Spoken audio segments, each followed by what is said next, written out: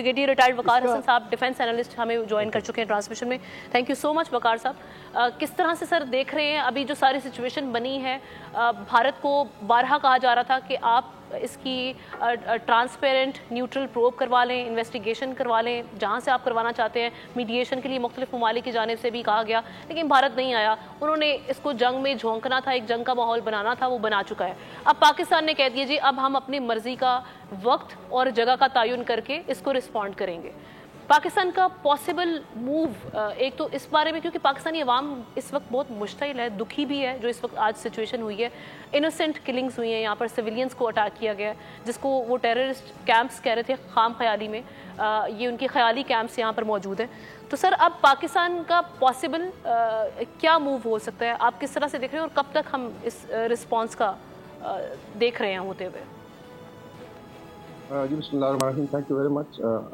अच्छा, एक तो आई थिंक एक डाउट क्लियर हो जाए कि मैं अपना ओपिनियन दे रहा हूँ कि लड़ाई शुरू हो चुकी है, रोकने शोकने का टाइम गुजर, we have already in a state of war. इससे ऊपर क्या होता है कि दे बेसिकली वायलेट जो इंटरनेशनल बॉर्डर्स, मिसाइल से आप इशारों पे हमले करें। रिस्पॉन्स हमारा बहुत अच्छा है, उसमें मैं आता हूँ, लेकिन मोदी ने वॉर जो है ट्रिगर नहीं कि मोदी ने लॉन्च कर दिया war. So let's be very clear कि you are in the middle of war.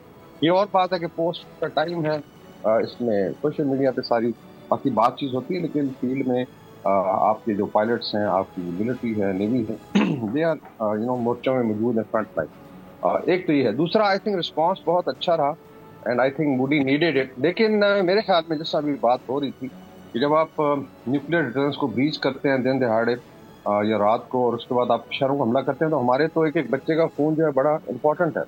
जैसा अमित चीफ ने कहा था कि वो किसी भी मुल्क के साथ ताल्लुकात से ज्यादा इंपॉर्टेंट। मोदी का आई थिंक माइंडसेट बड़ा क्लियर है और हमें पता होना चाहिए।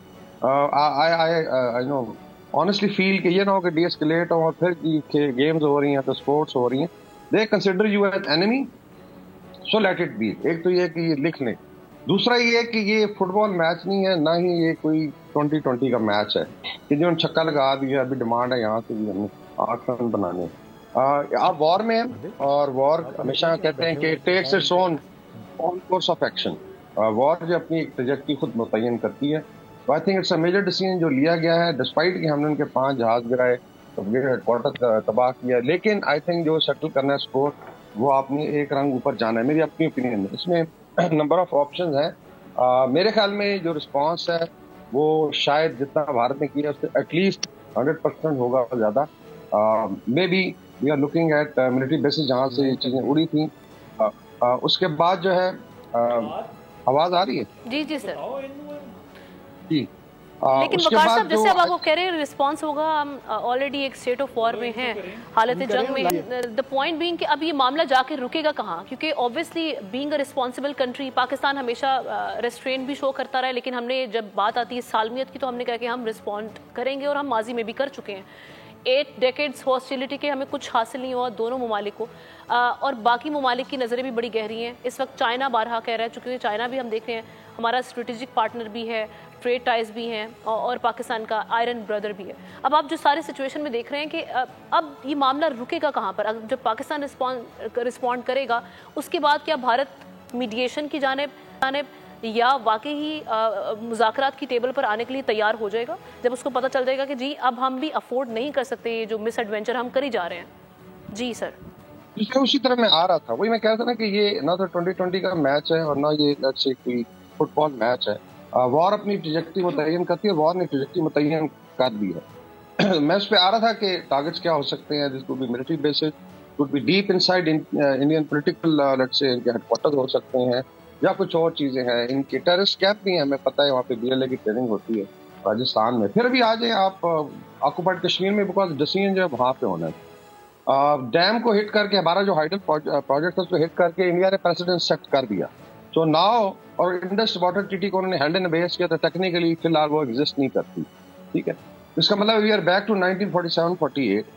तमाम 6 के 6 रिवर अभी ओपन है पाकिस्तान के लिए। वी डोंट बॉदर के भी कौन सा उस पर हाइडल स्ट्रक्चर है, और क्योंकि भारत ने कहा देखा तो दोस्त को भी लेजिटिमेट टारगेट। मेरे ख्याल में इंडस वाटर ट्रीटी को सॉल्व करने का जो मिलिट्री आई थिंक ऑप्शन है वो बेस्ट है इस वक्त। भारत इस वक्त घिरा भी हुआ है, टाइम आप ओवरऑल हो जाते हैं कि शायद इस पर ज्यादा नंबर्स हैं, नंबर्स भी ज्यादा नहीं है। इसको चाइना के साथ कमिटमेंट है, उसकी लैंड फोर्स की बहुत ज्यादा है, के ज़माने में वो 8-9 डिवीजन वहाँ से निकाल सकता था, अभी मेरे साथ 15 डिवीजन वहाँ पे डिप्लॉयड है, विच इज़ ह्यूज। बांग्लादेश के साथ पंगा है, नॉर्थ ईस्ट में फंसी हुई है। तो लैंड फोर्स के पास कैपेबिलिटी नहीं है कि पाकिस्तान को खुदा ना खास्ता कोई डेंट कर सके, not even in Azad Kashmir या GB जो कहते हैं POK। उसके बाद आपने रिस्पांस देख लिया है कि आपने ब्रिगेड हेडक्वार्टर उड़ाया, उसके बाद इनकी पोस्टें उड़ाई, तो वाइट झंडे उधर से आ रहे हैं। वाइट झंडे का मतलब है कि मेरी बस होगी भाई, अल्लाह का वास्ता है, बात करें, मुझे लाशें उठानी, this is white flag is ready. तो इस वक्त मॉरल टेंडेंसी है, जहाज आप गिरा चुके हैं, एयरफोर्स की उनकी जो है काफी बेइज्जती हो रही है। तो मेरे ख्याल में एक बड़ा अच्छा टाइम है कि आप मसला कश्मीर को भी हल करें, और in case we can nibble some area जहाँ पे वीकनेस है आप करें। और नंबर 2, बनिया जो है हमेशा कैलकुलेट ही करता रहेगा, 3:1 रेशो की तलाश मिलेगा जो अवेलेबल नहीं उसके पास। एयरफोर्स भी वीकेंड है, और फिर जो है शायद ये कॉम्प्रिहेंसिव रिस्पांस हो। मैं अभी स्पेकुलेट कर सकता हूँ कि डिफरेंट सिनारियोज हैं। It could be tri service, तीनों services, it could be huge missile strike followed by air raid जो है अंदर उनके, लेकिन हम डेफिनेटली स्टैंड ऑफ सिस्टम पे रहेंगे। तो पाकिस्तान के पास कैपेबिलिटी है, बिल्कुल ऐसे पाकिस्तान के पास स्टेबिलिटी है। और ये सिर्फ आप नहीं, हम देख रहे हैं कि इंडियन चैनल्स पे भी जो डिफेंस एनालिस्ट उनके बैठे हुए हैं वो भी ये इस हवाले से बात कर रहे थे जब इन्होंने ये अटैक किया है। सबसे पहले वो ये बात कर रहे थे, वकार साहब का मैं शुक्रिया अदा करूंगी, वो ये बात कर रहे थे कि पाकिस्तान की जो एयर फोर्स है वो एक तो दुनिया में मानी जानी है, दुनिया उसकी मोतरफ है उनकी परफॉर्मेंस की, तो उसको आप अंडर एस्टिमेट ना करें, और इस तरह के किसी मिस एडवेंचर या मिस कैलकुलेशन की बेस पे कोई ऐसा अटैक लॉन्च ना किया जाए भारत की जानिब से। ये मैं उनके मीडिया को फॉलो कर रही थी और मैंने वहाँ पे एक क्लिप देखा। सब्सक्राइब करें और बेल दबाएं ताकि कोई खबर रह न जाए।